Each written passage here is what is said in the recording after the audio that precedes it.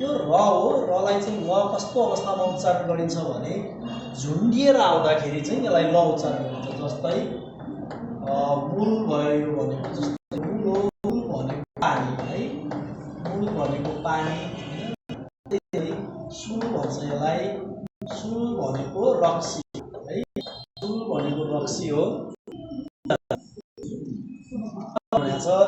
यदि शब्दको मुनि कन्सोनेन्ट र झुन्डिएर आउँदा त्यसको लगत्तै पछाडि फेरि कन्सोनेन्ट र पुनः दोहोरिएर आउँदा, जस्तै यसरी आयो, त्यसको लगत्तै पछाडि फेरि र दोहोरिएर आउँछ, त्यो अलाई चाहिँ है।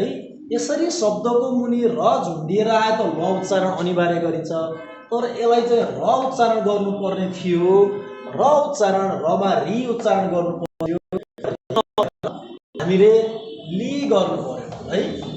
किन लि गरियो भने यदि शब्दको मुनि र आएको छ आयो भने यसलाई चाहिँ ल उच्चारण गर्नुपर्छ।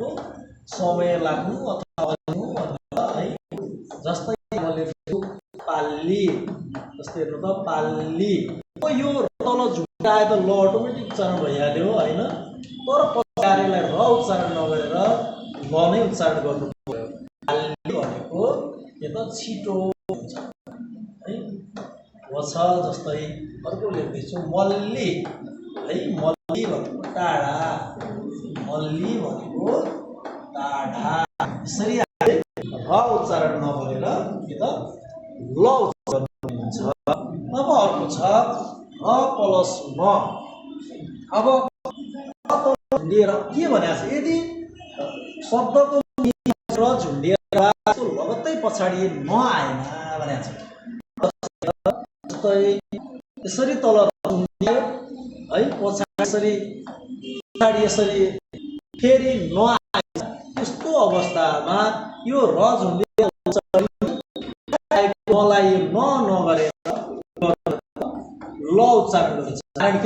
तल झुन्डिएर यो नलाई पनि यो सल्लाल भनेको कोरियन नयाँ वर्ष।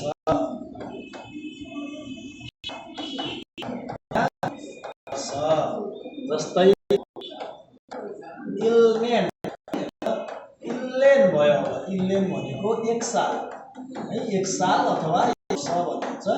अब यसलाई चाहिँ न नगरेर के गर्नु पर्यो त ल नै गरिन्छ भनेको। अब अर्को छ कि अब तल न झुन्डेर र आयो भने पनि दुई उच्चारण के गरिन्छ त ल ल गरिन्छ। जस्तै तल समा न ल्यायो अनि फेरि आयो भने त नालो, त्यसलाई रो गर्ने थियो, नगर्नलाई र रो गर्ने थियो भनेको है है त।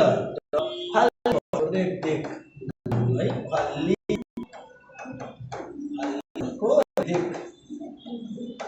यसरी उच्चारण गरेको रहेछ त। अब नलाई नगरे न यो दुईटाको मिश्रण भयो भने ल उच्चारण गरिन्छ।